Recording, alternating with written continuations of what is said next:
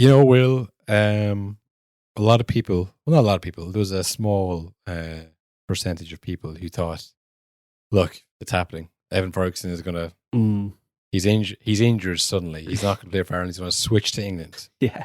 But when Gareth Southgate came to watch him play under, ostensibly he was there to watch Ollie Watkins, but we all know he was there to watch Evan Ferguson. Yeah. Evan Ferguson said, watch this. I'm about to stink up the place. Take off at half time.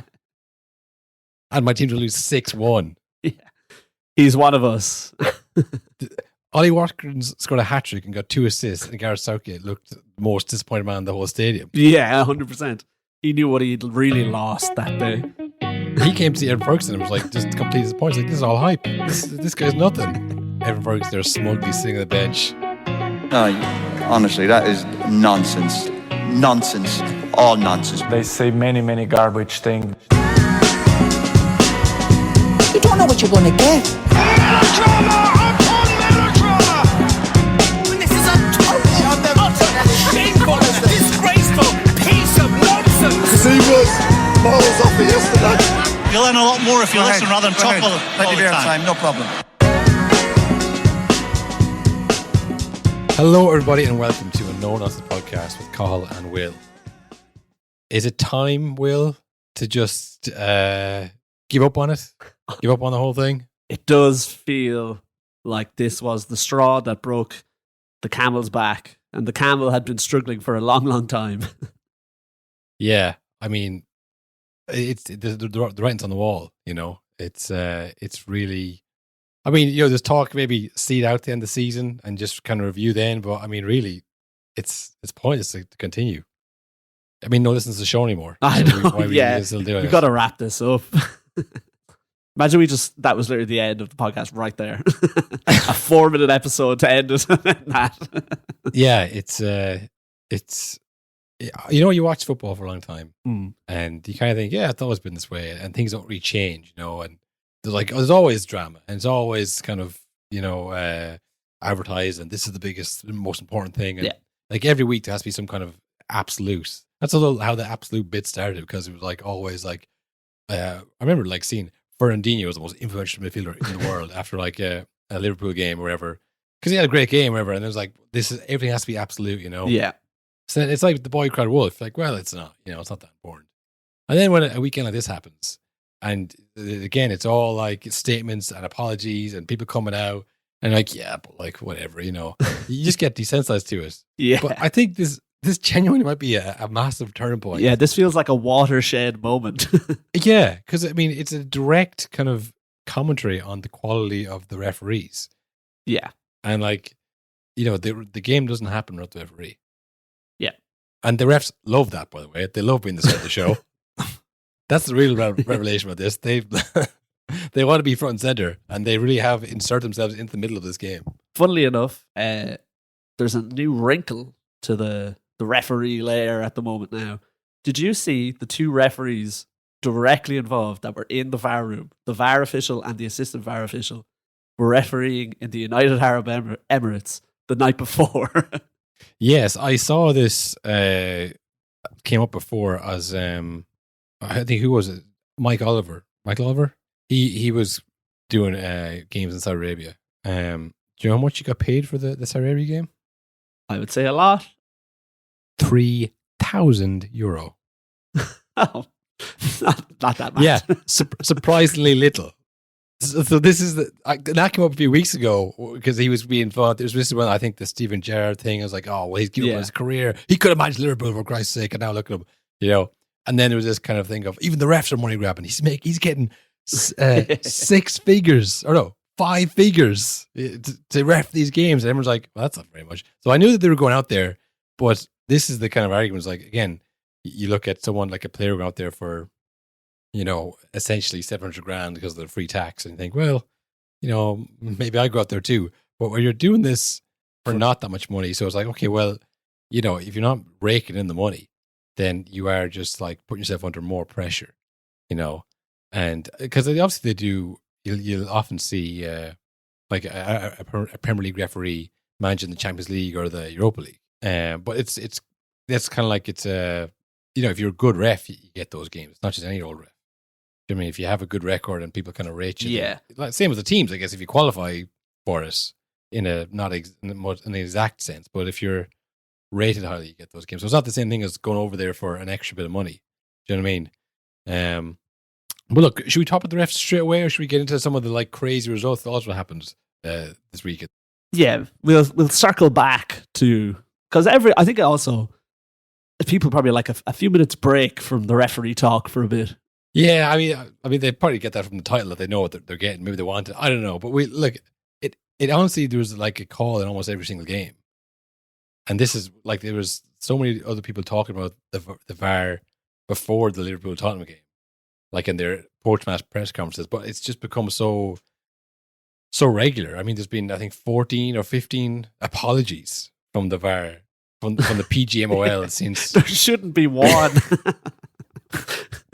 I think Brighton had 3 last season alone. Yeah. And I mean, I don't know if they'll get one this week, because there was a couple that in my view, maybe warrants a retrospective look at. But yeah, so it was happening all during the day, and then this game happened, and it was just absolute carnage. So I think some of the other ones I kind of forgotten about, but we'll get into those games anyways, because like I said, there was the most underwhelming statistic I think I've ever heard, Will, that kept getting repeated as if it was huge news. I'm not sure what it actually means, but Man City and Manchester United. I was thinking of the headline that came up, Match of the Day. The back page of Match of the Day? Yeah. It was called Madchester. Oh, that's okay. But it's Manchester.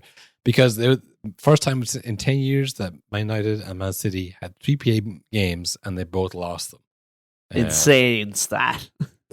I don't know what that means, what the relevance of that is. It's just one of those stats that's a coincidence, essentially. Yeah. You know what I mean? It's there's no trend there that you can follow.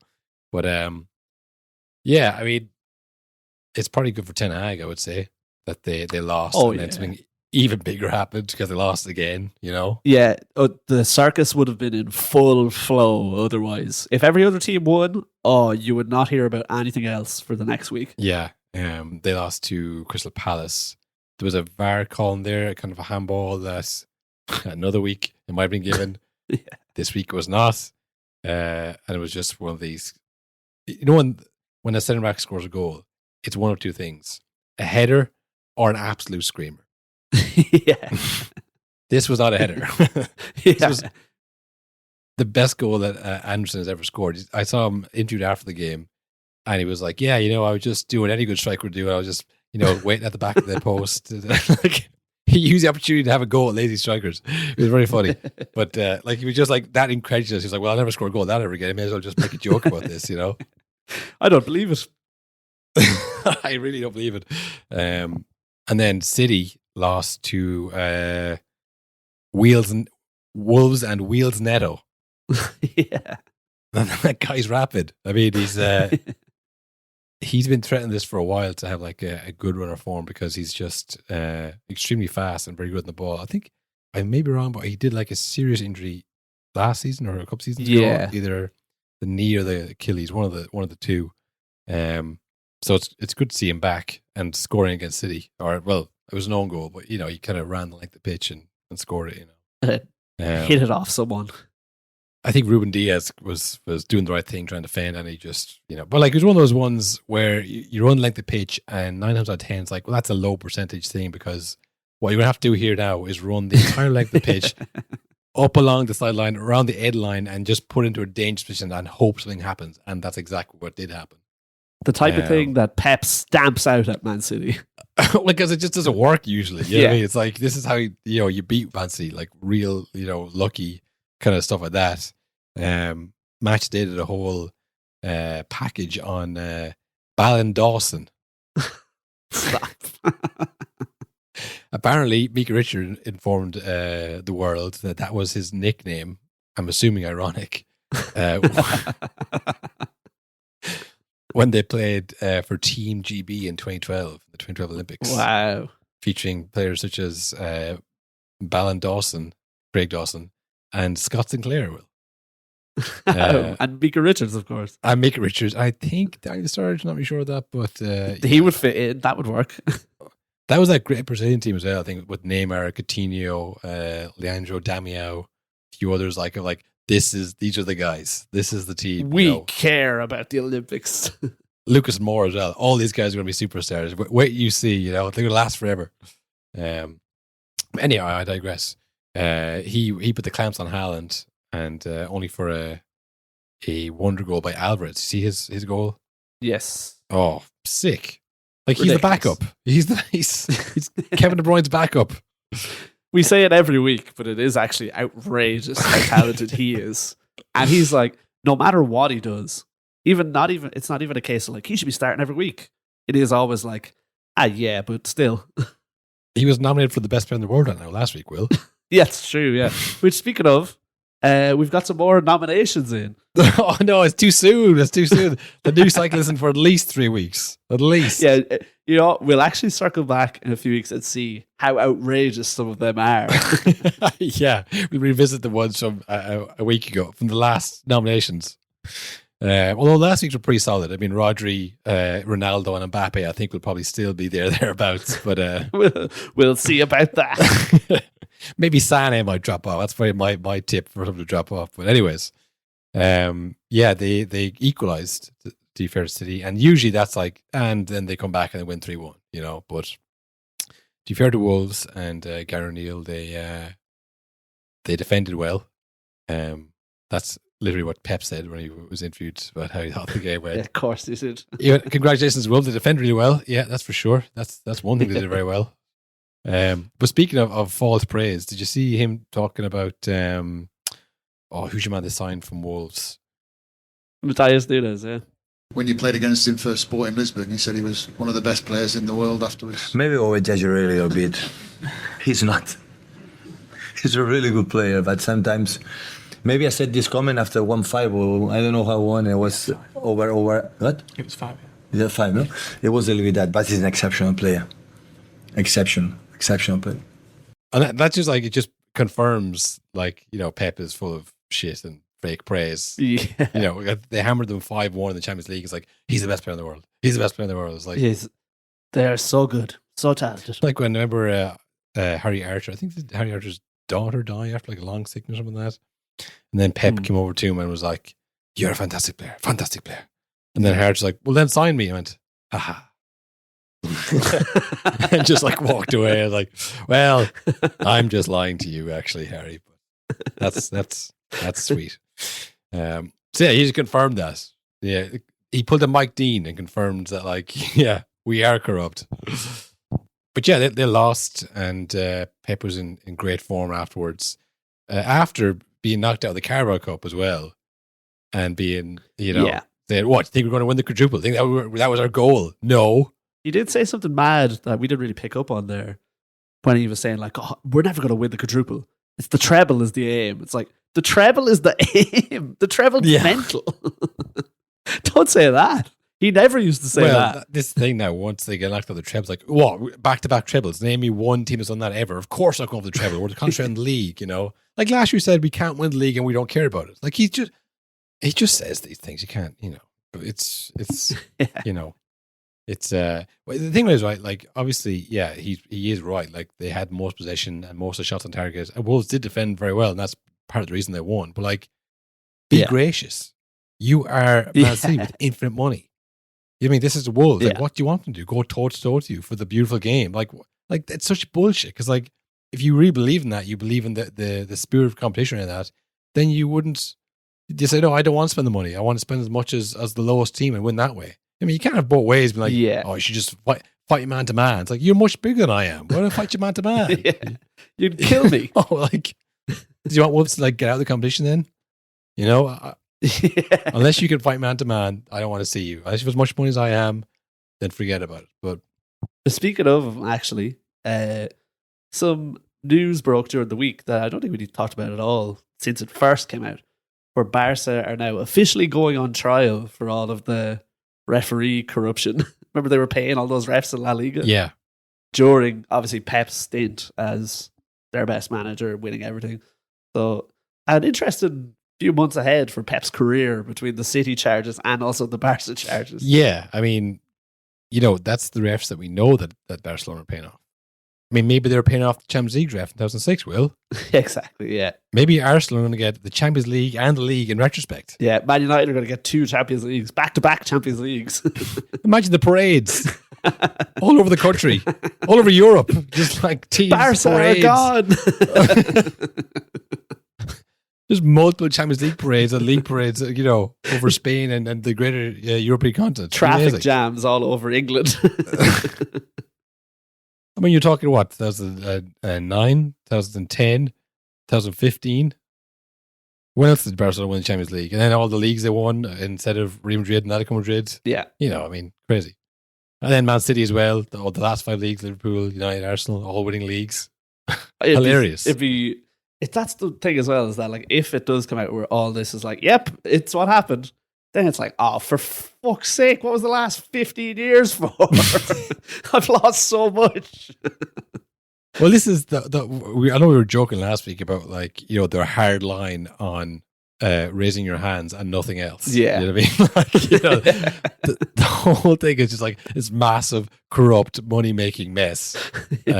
Like from the city charges, which like hangs over the Premier League, to like the referees who, it turns out, never knew how to do their job, but they just had less chance to show it. Yeah, essentially. Yeah. That's all the VAR has given them the opportunity to do. It's like, well, they didn't see it. It's like, well, fair enough. If they had seen it, I'm sure they would have made the right decision. Now we see, well, they definitely wouldn't have, because they don't know the rules. I'm watching the game and it's like, well, that's not a handball. It's like, well, they think it is. In hindsight, the whole like every game there's a huge mistake before VAR, and people were like, we have to get VAR in. In hindsight, having the same people in charge of now multiple angles and multiple different ways to get it wrong was probably a bad idea. Yeah, it was the assumption that like the refs do know what they're doing, but it's just it moves so fast, and they can't see everything, and it's not fair to them. Now it's just they've run out of rope completely here. It's like, well, I mean, now what's your excuse? I mean, if I'm watching TV and we're sorry again.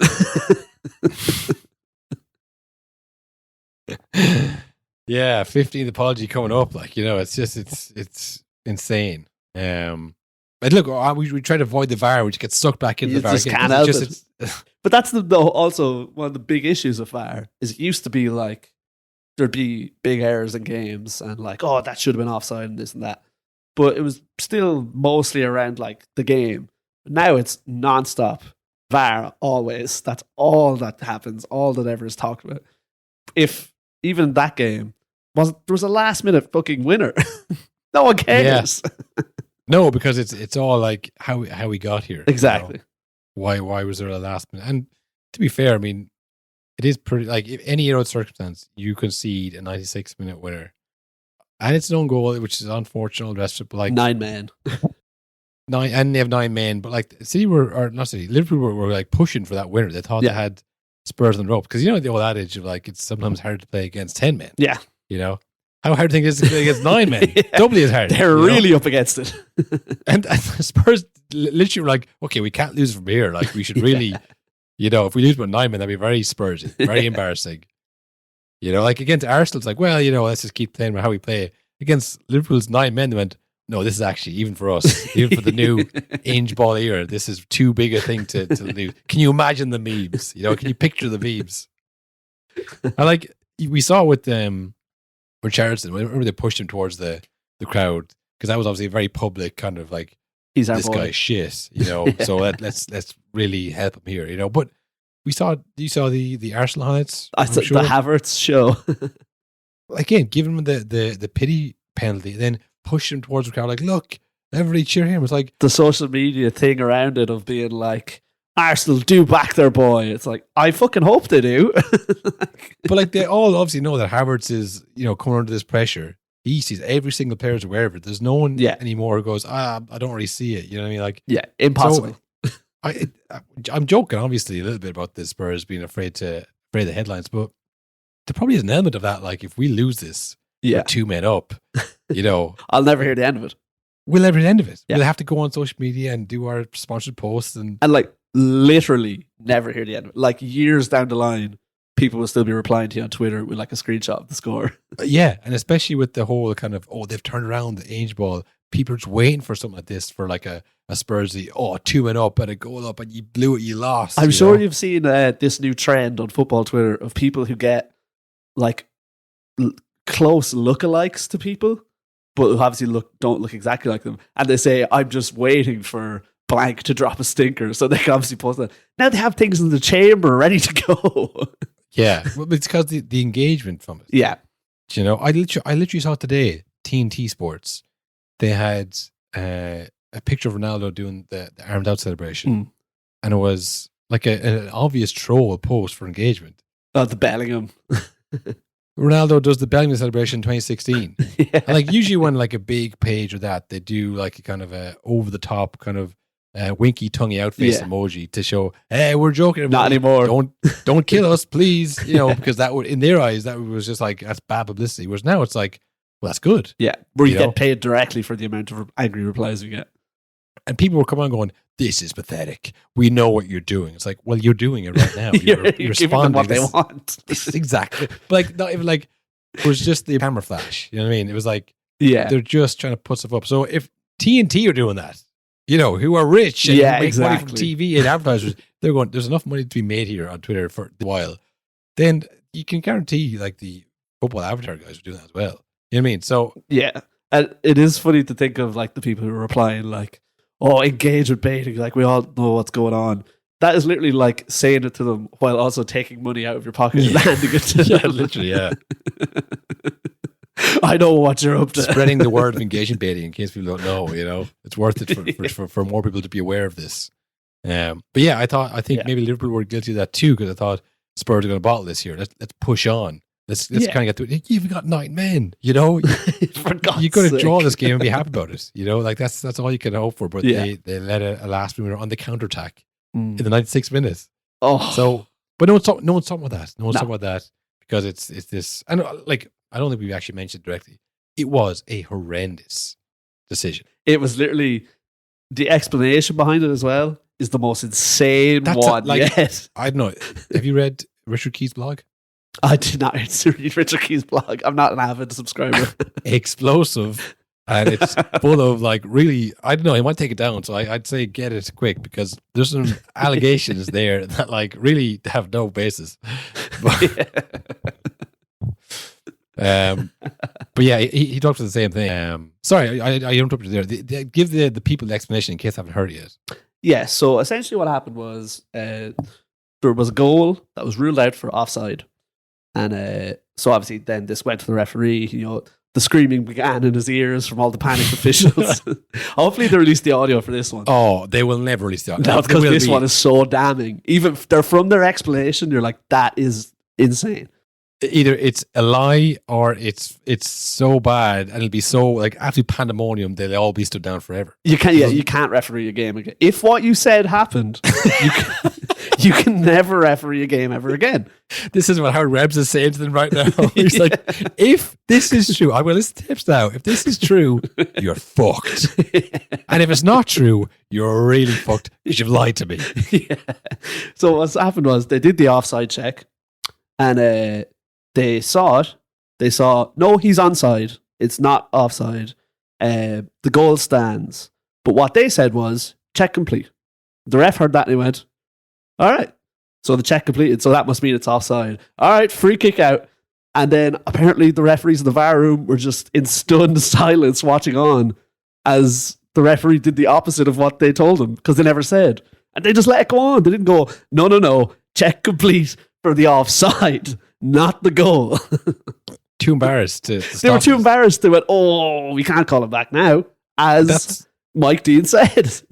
That is something that like 14-year-old me would do. Yeah. Me in a first week of a job, yeah. just leave it. Hopefully they don't win. And then of course they win. It's like, oh, yeah. Why didn't you say anything? Someone to ask you, why didn't you say anything? And then you can't explain it. Like, I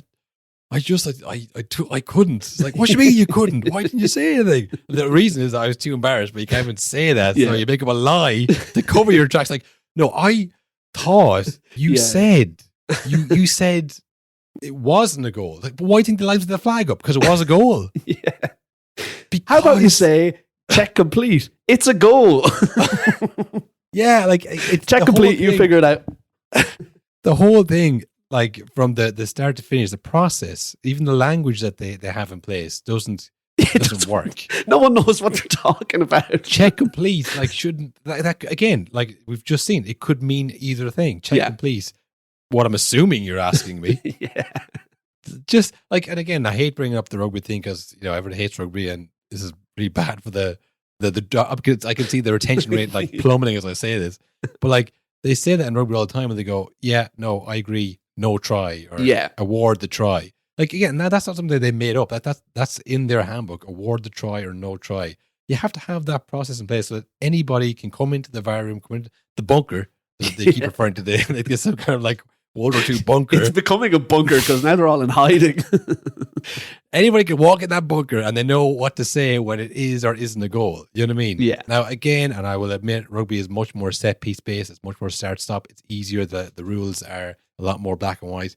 But even still, if you're going to say check complete and hope that he knows what you mean, and then when he doesn't, you just let go. But even that, like the foundation of the whole thing is fucked from the start. Yeah. You know what I mean? And that makes you think as well, has this happened before where they've said check complete and the ref's gone, all right, and then they go, oh, that's not what we meant, and they just have to let it go. Well, I mean, when Mike Dean, we had a few weeks ago there, we had Mike Dean on the show there, on the Patreon. We had Mike Dean on the show in forms of clip we stole from other publications, and he admitted to like protecting his friend. Yeah. Do you know what I mean? Like, and that was like, oh God, like this guy thinks because a lot of it was like he was naming the referees like famous in quotation mark referees that no one ever heard of. It was like the big guys, the top guns when I came into the game. It's like he was, Rooney coming in talking about when he joined Everton, like, yeah, Big Dunk was there because we all know Duncan Ferguson. He was saying about refs. So all kind of like Mike Dean's delusional. Look, this guy, he thinks he started the show, which is always something that was leveled at him. Yeah. Do you know what I mean?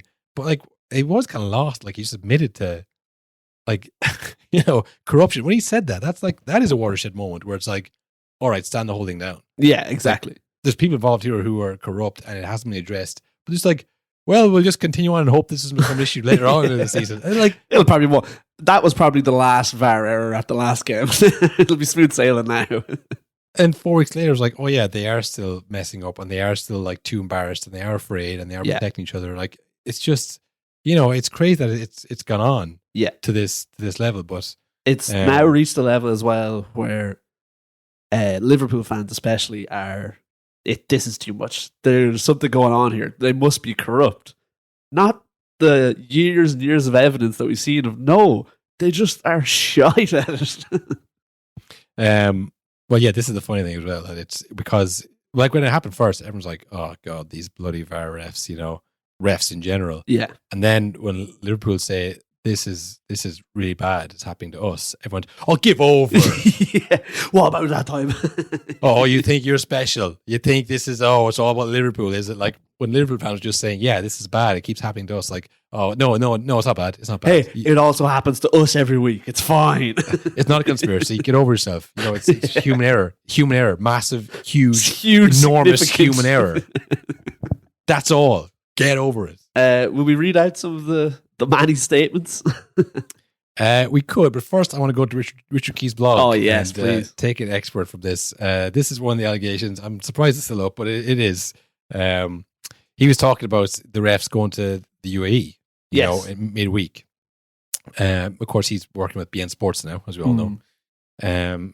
So he says, I make the trip to and from the Middle East frequently. It's tiring when the turnaround is as tight as the guys were forced into. And I'm not suggesting for a moment a late night might have been had, but a few of the PGMOL guys have got form when it comes to that sort of thing.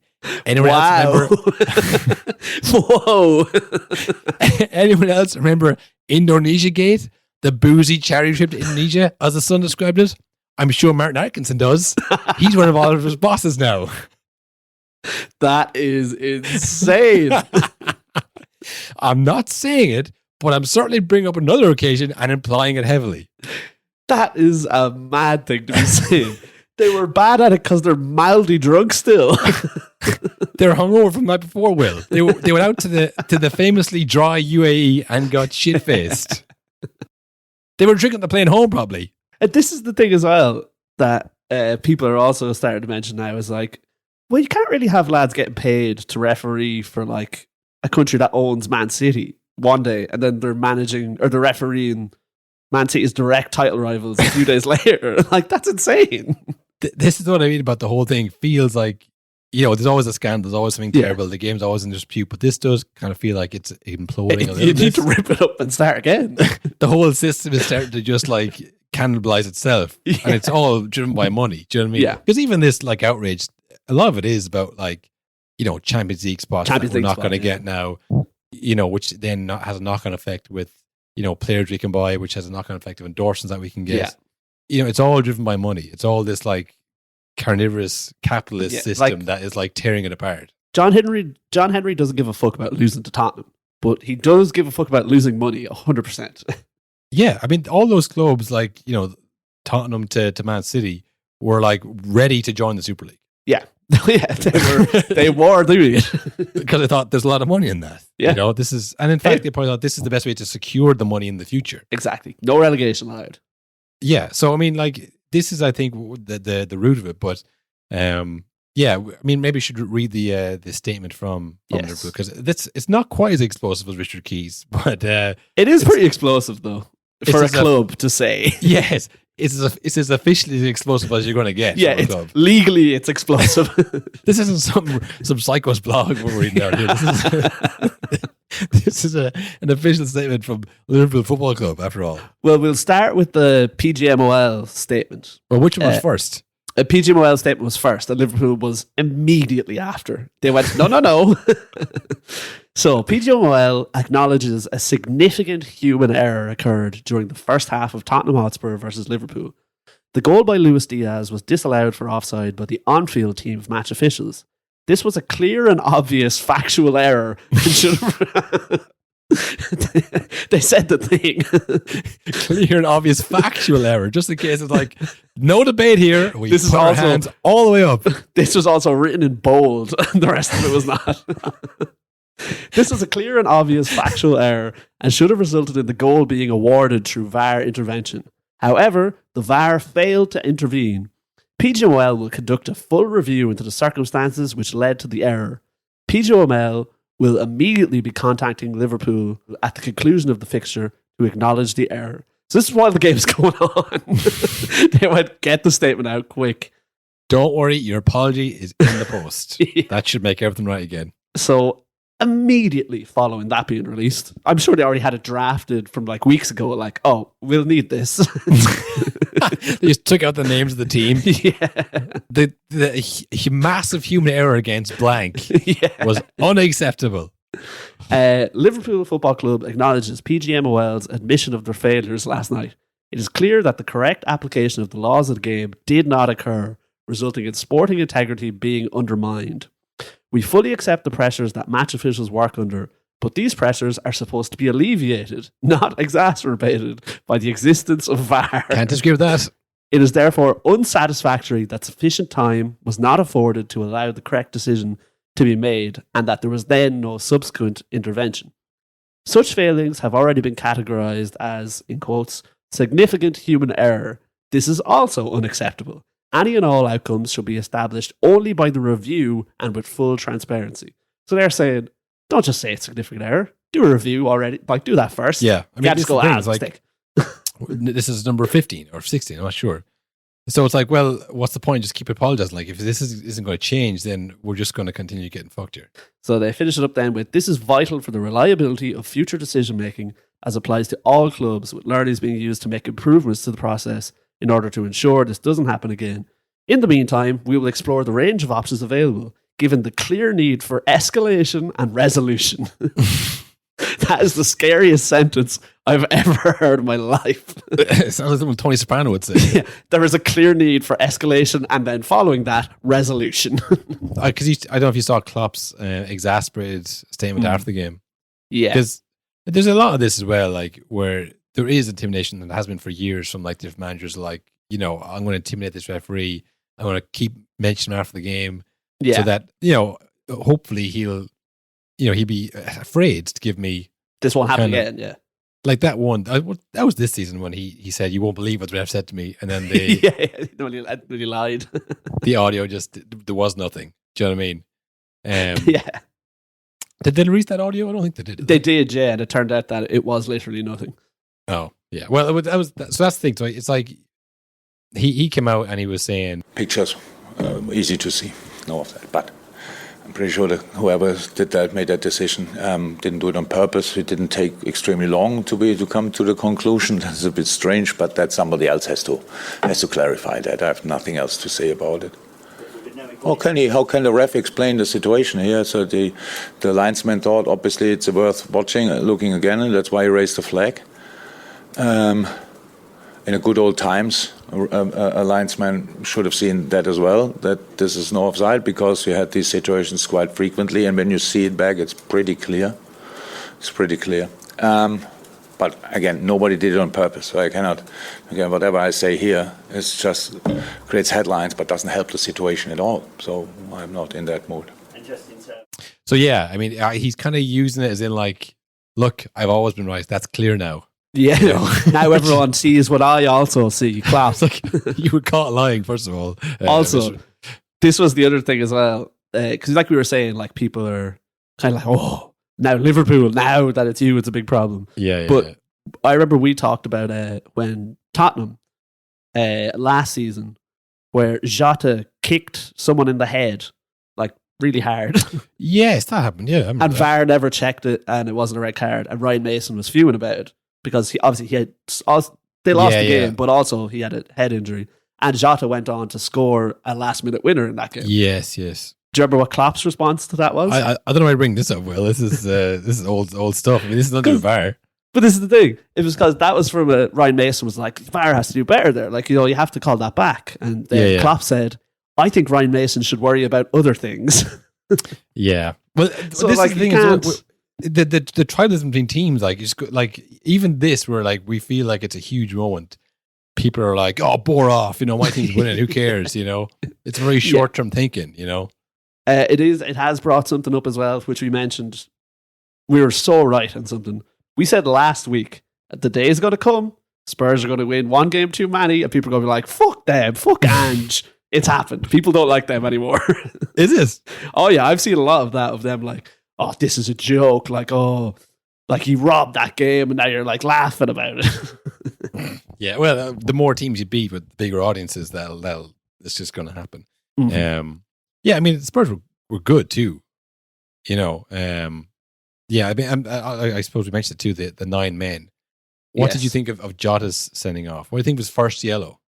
Udogie was coming with the ball, and Jota was pretending to track back. Like, oh no, he's getting away from me. Like, like a scoring forward, no intention of actually getting back or like trying to make a professional foul. It's like, I'll just get the ball when it comes back to me. Yeah. But Udogie did the right thing and like cut across him to like cut the line. And he like ever so slightly clipped his ankle off his knee. Yes, he tripped himself running. Yeah, he didn't stick a leg out. Like he was knocked over probably because he did just clip his ankles. But like it probably wasn't. It wasn't intentional. Yeah. Again, is that the rule? Is it intentional? Yeah. Like it was definitely a free. Yeah. But it wasn't like, oh yeah, that was a cynical foul there, Jota. Yeah. But the referees can't get any help from VAR because they have no jurisdiction on yellow cards. Yeah. Just a huge part of the game. Like, which is just, again, it all comes back to this like pace. And like that's why the VAR is so frantic. Yeah. Like quickly get this out. And there's 100 lads talking at once. No time for yellow cards. Like we just gotta keep that going. Let the rest take that one on. We'll do the hard stuff and we'll get it wrong. But we'll do it fast. We'll do it really fast. So yeah, the first yellow was that. I mean, that to me was kind of like soft. It was just wrong. Yeah, it was just wrong. Like if you can't tell they didn't stick a leg out there, then like you shouldn't. Like what were you watching? And like sometimes when there's a yellow like that, they're pretty lenient on the second yellow because they're like, that might have been harsh. That's your 5th warning now. The next one's a red card. There was none of that. Well, this is the consistency of it, or the inconsistency, I should say. Trent Alexander-Arnold against Newcastle. Yes. Gets the yellow. Gordon knocks the ball past him and sticks, like a yellow any other day, sticks the arm out and that goes, nah, boys, come on, that's not red, is it? Like, those two things aren't red. Like, that's, you can't be sending that off for that. This game, by the same logic, it's like, okay, that first one, well, maybe it wasn't yellow, but I guess he did think it was yellow. In his mind, he think that was 2 yellows, so maybe it's not the same thing. But like, if there was throwing the ball back, the Trent Alexander-Arnold one, Yeah. a yellow. But that was just kind of like, okay, everybody calm down, you know. I'm Yeah. gonna give you a yellow so this doesn't boil over. The Jota one was not like boiling over, just like I think you tripped him up there, which he didn't. Which just shows like no ball knowledge, as Heckingbottom might say. Yeah. And then the next one was like a kind of a rash tackle, but I didn't actually connect to him. It's funny because like the ref came over and gave him the yellow, and Joe was like, I didn't touch him. It's like, yeah, but like, you know, like what professional football is like. If you're going to dive in and knock at the ball, like he's going to go down, that's going to be it. Like that's lights out. He knows they're on a yellow. You can't use that as the excuse. It's the same player, also. By the way, No one ever touches anyone. That's not important, you know. Like I mean, you dove in and like if you grazed him, even that's not. It doesn't take much. So yeah, I mean, I think the second one is just it's one of those ones that pundits will say, you got to be more careful than that. Yeah, you shouldn't be doing that. You can't be doing that. You can't be doing that. Yeah. Working backwards as well, the first red was there was a very similar one last season with Casemiro, where comes flying in for the ball. Who was it that got sent off first? Curtis Jones. Yeah. So he comes flying in for the ball, does get the ball, but in getting it, he knocks the ball away and his foot carries through and it hits a player in the shin, which the VAR called it like, ooh, you might want to have a look at that. That's like on the edge because he didn't get the ball, but he came in recklessly and so on. So then the VAR goes up to check the monitor, and the monitor is paused on just the foot and the shin first for a few seconds. That was crazy. The ref clearly goes, okay, well, that looks like a red. Then they bring it back about 5 seconds, show him just flying in. And it's like from a bad looking angle. None of the other angles that they showed on TV, which were like, oh, that actually doesn't look too bad. They just showed the worst angle and the pause on the shin, which is insane. It's quicker. That's exactly it. So apparently Liverpool have appealed that. And people were like, oh, like you can't just appeal every red card. But they've appealed it on the grounds of the VAR rules, which I never knew. Would you like to know what the rule is regarding the monitor? I did not know it had its own section in the book. It has a little bullet point. Go on. So the VAR can check the footage in normal speed and /or in slow motion. But in general, slow motion replays should only be used for facts, e.g. position of offence, point of contact for physical offences, and handball, also ball out of play. Normal speed is to be used for the intensity of an offence, or to decide if it was a handball offence. So the intensity thing. You can't play a lad flying in slow motion because they don't know how fast he came in. Yeah. So that's exactly, they showed him sailing through the air in slow motion and the ref went, well, I bet in fast, that looks really bad.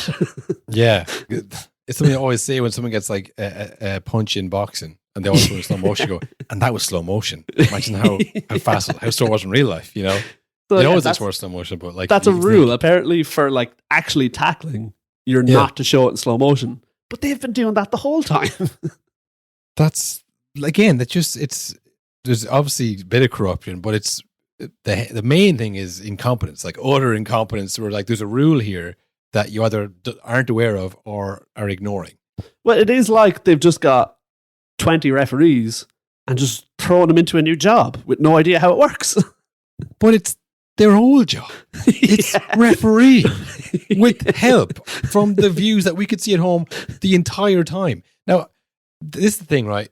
I would feel like I'm fairly objective watching Liverpool Tottenham. I mean, I don't really care that much about Tottenham losing. I'm not that big an Arsenal fan. But like, you know, when you're watching in a pub with someone who's a fan of that and like it's a clear handball, they go, no, fucking wasn't. Fuck off. Yeah. What do you mean it wasn't? They go, fuck away with you know. And you can tell like, oh well, he's not actually looking at this objectively. He actually thinks that's a thing against his team. But when you're watching like a neutral game, you feel like you can make the decision like fairly well. Like that's not a handball. Like that's you know, or that he didn't mean to trip in there. That there was like a collision of the knees. Referees don't seem to possess this like half the time. They seem to be like, no, I think he did like mean to do his leg in there. It's like, when he clearly didn't mean to tackle. It was just like it was a coming together and the ball went over the foot went over the ball. Again, I had to keep ragging on Klopp. Like he said, well, this just shows they never played the game. You know, they don't know how it works. You know, that's how football. That's called a tackle. Yeah, it starts with a T, ends with an E. Tackle. He did that, but you know, that's what he meant. But it's amazing how bad they get it, and I think it's A lot of it is the pressure of you getting it wrong all the time. Yeah. And then the emphasis on speed. Do not slow the game down too much. Yeah, because that was the old problem. Was you're slowing the game down too much. You're getting things too right. Well, this in the Brighton game. I mean, I feel bad for Aston Villa fans if they listen to this. Terrible week to beat a really good team 6-1. Yeah, I mean they beat the team 6-1, but I mean they were 3-0 down at half time. Aston Villa were now De Zerbi, tactical genius. You know, he can see things that other people can't see. Gets them in at half time, changes it, takes off Evan Ferguson, as we mentioned. It's a tough one going in 3-0 at half time because I think these boys aren't at it. You know, they haven't shown up today. You know, like it's hard to like, 0-0 this half. It's like, well, it's not. We're 3-0 up. So, it's, you know, I know you're saying 0-0, Emery, but in my mind, I know that we are on top here. So they come out with like a new kind of thing and they get an early goal and they're like, oh shit, you know, now we have to get in it. You know, when like your team is 2-0 up. Yeah. They score a goal. And then you feel like the replay hasn't even ended and you're kicking off again and you're under pressure and you're like, oh fuck, they're coming. In this game, it was Ansu Fati scored a goal, but it was like questionable VAR. Ah, okay. It took, I think, 2.5 minutes, 3 minutes to decide if the goal went in. So the momentum's gone, yeah. And you know why? Because McGinn was off the pitch. They don't know what that means. Well, it's the kind of thing of if the pitch, he counts as the say the goalie as last defender when the goalie usually counts. So the goalie's now second defender. So it took like 2.5 minutes, 3 minutes. Professional referees to realize, to see the angles, because it's all like, give me the angle quickly. I want to make the decision as fast as I can. And they're like doing the line between the last defender and him, and that they don't spot McGinn. Like, you know, very, very like obvious thing to someone who should be doing this all the time. That should be in the training program.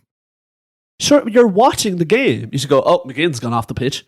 Yeah, but that's it. Like, that should be like an example of like, in this scenario, what would you do? Like, that should be like basic stuff like, oh, well, he'd off the pitch. So, but it took that long. The momentum was gone, you know. And again, they won 6-1 in the end. I'm not taking them away from Aston Villa, but like, it is the kind of thing that can change a game. So there is merit to the like, don't waste time by making long decisions, short decisions long by fucking.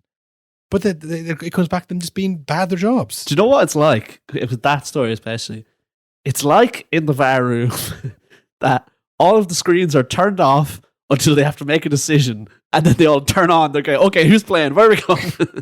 Yeah, it's like the NetWatch security system. yeah, you only see 5 seconds at a time.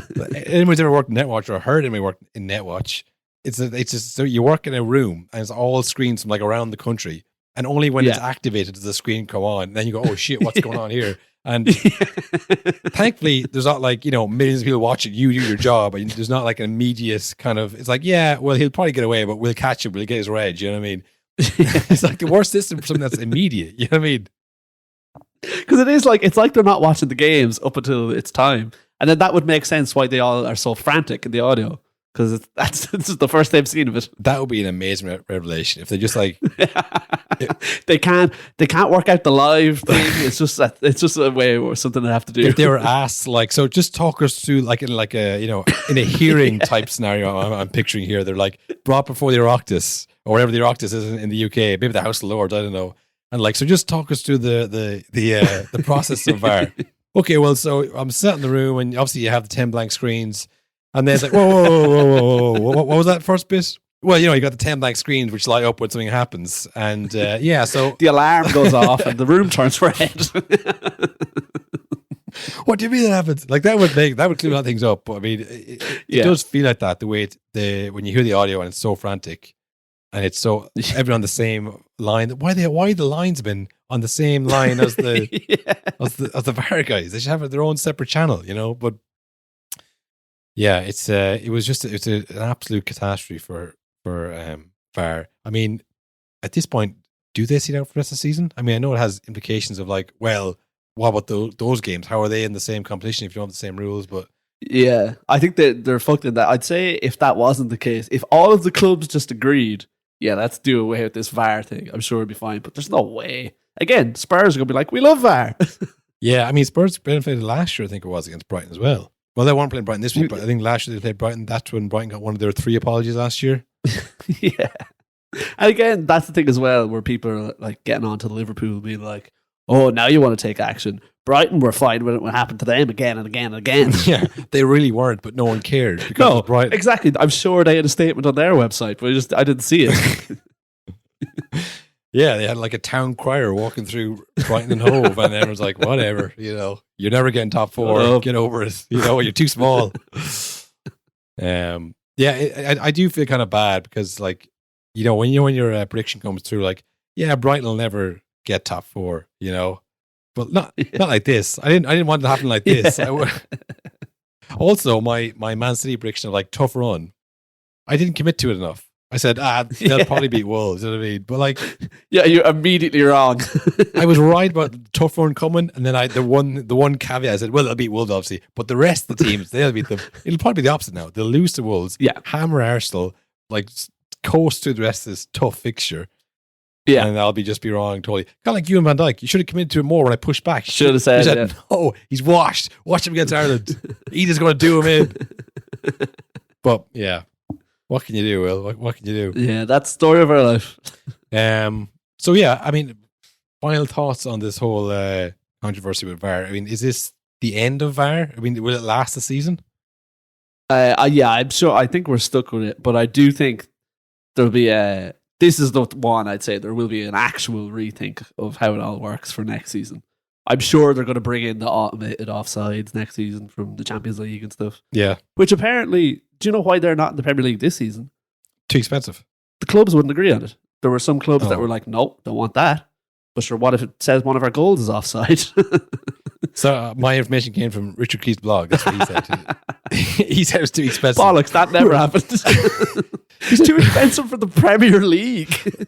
That's what he said in question marks. Like, the most expensive, the most richest league in the world. That's bollocks. So it's not true, Richard. Yeah, I mean, and if it does end the season and it's whatever more controversy, 10 more apologies, how would you see it being fixed? That's the thing. I don't know but like it never seems this way in Europe or in the World Cup or anything. It seems like it's a fucking smoothly run operation there. Well, I don't watch it. I mean, again, like we That's talked true, about Brighton, like no one cares. Do you think like, Lazio fans know of Brighton's plight? Yeah. Probably not. They're not aware that like there's a team in England who are getting royally screwed by this technology that is, affecting us as well. But, we just don't see it. Yeah, that's true. But would you bring in ex-pros? I think some people are saying that, like people who know the game, who've played the game. Couldn't imagine anything worse. From what I've seen from punditry, imagine putting those lads in charge now of the games. They're like, no, that's definitely not a red card. In my day, I used to do that all the time and get away with it. It would be amazing, though, to see like Frank Lampard, Jermaine Genius, and Robbie Savage in the VAR room. I love the idea of them being like, because there definitely is ex-pros, like, get me in there, I'll sort it out. They would buckle under the pressure 100%. Imagine the first VAR call, it would be chaos. Yeah, they always say that the best players don't always make the best VAR officials. Everyone says it. You got to get like bad players in there who used to watch the game, on the bench. Yeah. The super subs, they'll do it. Yeah, it is. It's been a mad week, mainly I think because no one's talking about the mad results. It's all about this. Like if you told me that Tottenham were going to beat Liverpool 2-1, I would have said great result for Tottenham. I guess Ange Ball really is working. Yeah. If you'd said Man City going to lose to Wolves, United are going to lose again, Brighton are going to get hammered 6-1 by Aston Villa, it's carnage this week. This is the best week of football ever. It's going to be crazy. I mean, I was going to probably lead with the whole my whole thing of the league shaking out now. We all know where it's going to end. It's like totally out the window. But who gives a shit now? Like what we end up talking about is probably the most predictable results of the whole weekend. Yeah, which is crazy. Well, speaking of predictable results, Will, we have the Champions League group stages coming. We have that Tuesday, I guess tonight, probably if you listen to this, or any other time in the future, because it's a podcast, not a live show. I know I always do that. I always do that. I always say it's probably Tuesday, so you're obviously listening to it immediately. You're waiting by your phone for us to release this. That's the thing as well. People are probably like, well, yeah, it'd be insane to listen to a 6-month-old episode recapping football that week. Most of our listeners do that. I don't know how they find it. I don't know how they come across this episode. Usually by accident from the keywords in the title that they think means something else. Well, that's the thing. Maybe when VAR gets stood down entirely, they'll come back to this because they'll be searching, VAR and like, oh, look at this. This is like a time capsule of people who don't know what they're talking about. But yeah, we have Champions League coming up this week, Tuesday and Wednesday. Champions League this week. We have Europa League, Conference League. Any exciting that happens, I think we're going to cover on our Patreon. Yes. Episode, or bonus episode on the Patreon. $4.50 a month. You get an extra football episode, plus access to our other podcast. Secret podcast. Because you're not a podcast unless you have multiple shows on the go, I'm not going to talk about multiple things in one show. You have to diversify. You got to diversify the catalogue. The catalogue, get as much people in as possible, It's just kind of a... think about this show if there was nothing to talk about. It's called After the Nonsense, and we talk about our lives and stuff. Like any other podcast you've heard and listened to a couple episodes and gone, nah, I don't think so. But this is different because you can pay for this one. So that's on there too. But I think the big selling point will probably be the Champions League episode. Yeah, bonus regular episodes, essentially. The bonus regular, we'll be doing cup competitions, FA Cup, Carabao Cup. It won't be City this year, Will. Who will it be? That kind of stuff. Huge. So that's coming up. I think the last thing we should maybe end on, Will, is maybe a hat tip to Roy Hodgson. Yes. He's got my United's number, Will. Was 4 times in a row now? He's unbeaten in the last 5. That's so mental. And they go, well, was that with Inter Milan, or was that possibly when he was managing in the 70s? Perhaps does it go back that far? No, the last 5 he managed Crystal Palace and Watford. Watford, Will. They're not in the Premier League anymore. Yep, it's been a tough run. Do you talk about Havertz? We did talk about Havertz. Yeah. He scored, Will. I didn't see that yet. He's on the score sheet. Yeah. How many does Bruno have, actually? He's probably catching him, is he? 1, 2? 1-1, baby. Oh, not good. New segment, Bruno versus Havertz. Who scores more goals? Shots on target and forward passes do not count for anything. I saw 2 bits of news, actually, from the other team in the Premier League, Chelsea. Remember them? Are they? Sorry, do we have a breaking news of the past? Oh, they play right now. Speaking of Chelsea. Chelsea are 2-0 up. Wow. What year is it? And it's from Mudryk and Broha. Mudryk scored. Funnily enough, I was just about to talk about Mudryk because I saw 2 bits of news about him from Pochettino. One was Pochettino told this story about how Mudryk was refusing to play Pochettino anymore in crossbar challenges because Mudryk kept losing. And Pochettino used this as like a lesson. He's like, no, you should really, you're like a footballer. You should want to win. And he said, and today he beat me for the first time. So things are looking good for Mudryk now. And then sounds like you let him win. And then the second story was Pochettino. He was asked about Mudryk, and he said, "Oh, he has come on so much since we came. His attitude, his willingness to learn. He really gets now that he's part of a team. It sounds like he has no idea how football works." Just this insanely talented individual who's discovered football. Well, yeah, I can see now why he scored. He's full of confidence after finally winning a crossbar challenge. Well, I think it's actually revenge, Will. Oh. Did you not see his Nathan Redmond moment? No, did he have a FIFA rating? Play the clip. What do you think of the stats? No, I don't like. Which ones are wrong? Everything. No, honestly, that is nonsense. Nonsense. All nonsense. They say many garbage things. You don't know what you're going to get. Melodrama upon melodrama. This is a total, utter, shameful, disgraceful piece of nonsense. Because he was balls off it yesterday. You'll learn a lot more if you listen rather than talk all the Plenty of time. time, no problem.